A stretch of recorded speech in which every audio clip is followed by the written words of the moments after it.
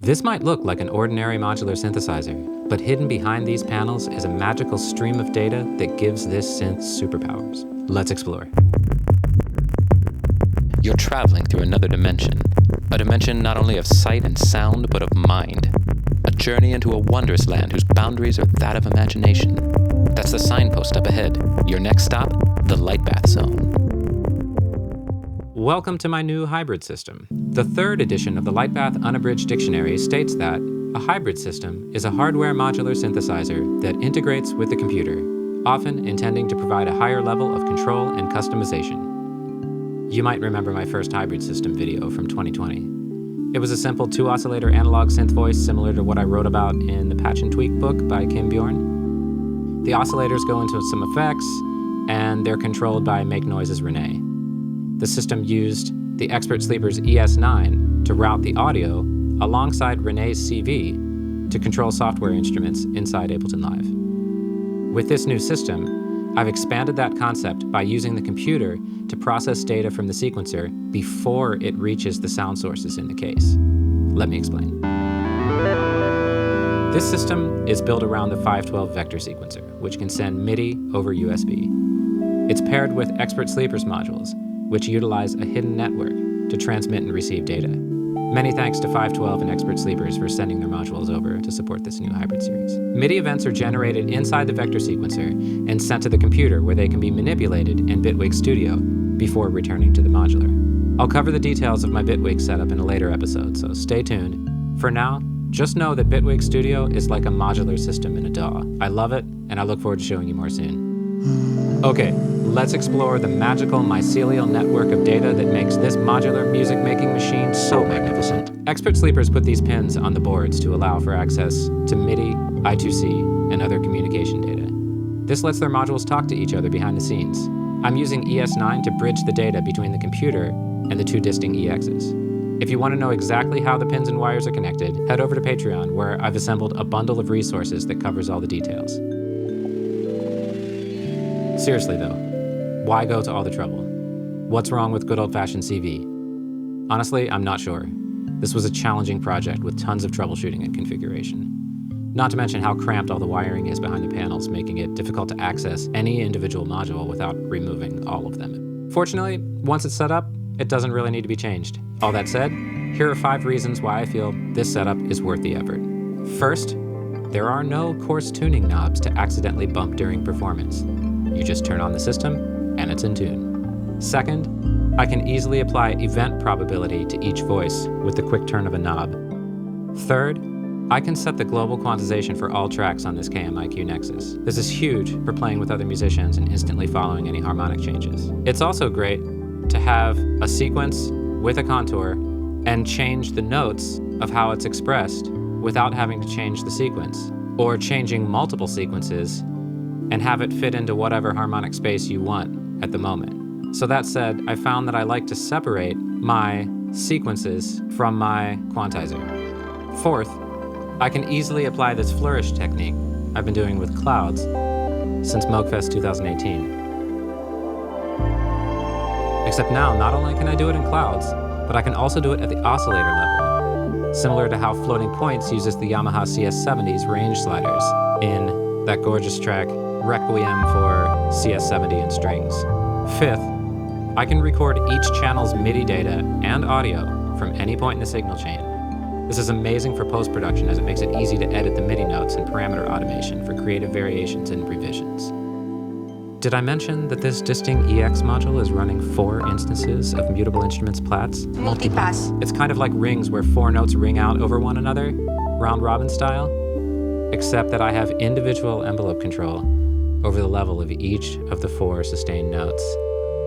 The Platts algorithm in Disting is called Macro Oscillator 2. I had asked Expert Sleepers if they could add a feature that outputs separate trigger pulses every time a new note is triggered. These triggers allow me to use Just Friends to envelope each instance of Platts. See how these cables come out of the ES5, pass through the mutes module, and then into the trigger inputs on Just Friends. The envelopes then come out and go into the first 4 inputs of the Disting. Those inputs are mapped to the internal low-pass gate level control. This DivKids Mutes module allows me to easily switch to cycle mode in Just Friends and keep those triggers that are coming out of ES5 from resetting the phase of each of these cycles. I had asked expert sleepers to implement a feature that would allow me to just push a button and mute all the triggers, because then I could easily just go boop and flip the cycle and it's done. Here with mutes, I have to kind of get my fingers around to click all those and do it. So it's a little more fiddly, but it works.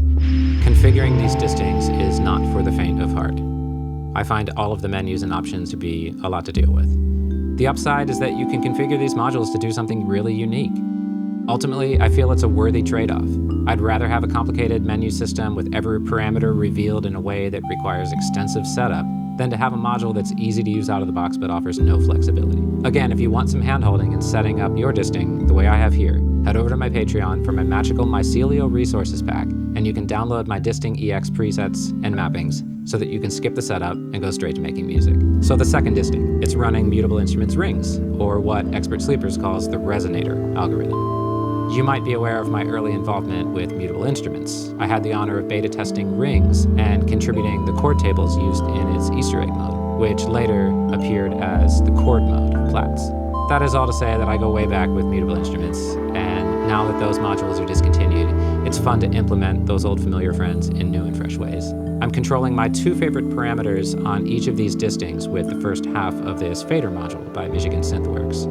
The fader is unique in that it can send CV, MIDI, and I2C messages. My system was already using the MIDI bus for note messages from ES9, so without a MIDI merger, which, as far as I can tell, does not exist in Eurorack, I had to resort to CV or I2C, and I wanted to conserve the CV inputs on the disting, so I went with I2C. I built this I2C bus cable and connected it from the fader I2C pins to the first disting and then the second, making sure just to align the red stripe on all modules and to use the same row on each connector. There's a link in the description for the tools and parts needed to build your own ribbon cables. If you find yourself needing longer or shorter cables or specific use cases like this, it's easy to DIY and way more cost-effective than buying pre-made cables.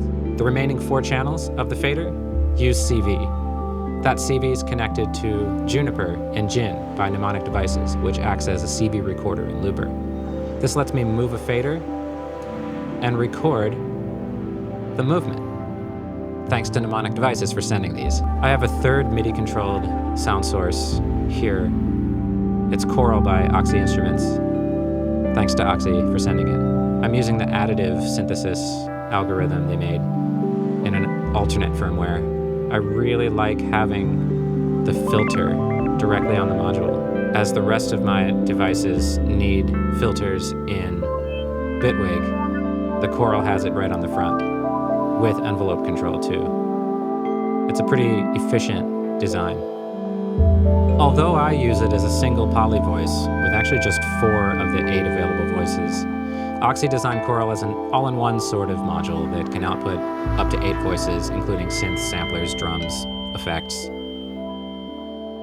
Though I prefer it as a single instrument with easy knob control. And lastly, we have Morphagene. I've been using this module since it came out, so I'm really familiar with it. And although I could do sample manipulation in Bitwig, I just kind of prefer Morphagene's character. You might notice that I have the SOS control patched from the ADAC floor control. That gives me foot pedal, expression pedal control over the volume so that I can free my hands to pretty much use gene size and slide. But there are other ways of freeing extra hands. Take this Touché by Expressive V, for example. It has a total of 4 CV outs, 3 of which can be used simultaneously. CV1 is the palm, CV2 is the fingers, and then you can rock it to the right or left for CV3 and CV4. So since you can only rock right or left, not right and left simultaneously, but you can push on the palm and push on the fingers simultaneously, that gives you 3 total simultaneous gestures. So I have the volume of Morphagene under the fingers, the gene size under the palm. And then I can shift to the right to adjust the slide.